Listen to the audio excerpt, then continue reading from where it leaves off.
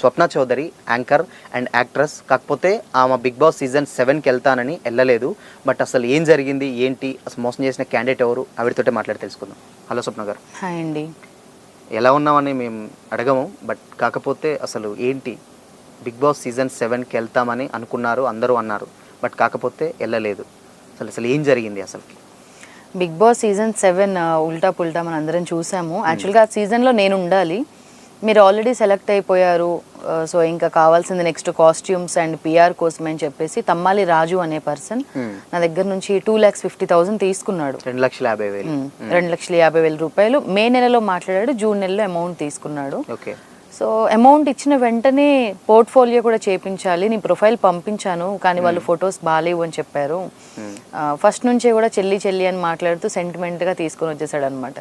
So నేను అనుకున్నాను okay, ఎప్పటి నుంచో ట్రై చేస్తున్నాను కదా, వెళ్ళాలి అనుకున్నాను, కానీ సీజన్ 7 కోసం అయితే ట్రై చేస్తున్నాను జనవరి నుంచి, లాస్ట్ ఇయర్ 2023.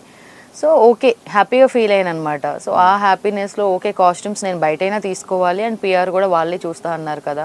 సో ఆల్రెడీ రాజు అనే పర్సన్ అందులో మేనేజర్ అని చెప్పుకొని చాలా మందితో చెప్పారు, నాకు కూడా అదే విషయం చెప్పారు. సో నేను అతన్ని నమ్మి అమౌంట్ ఇవ్వడం జరిగింది.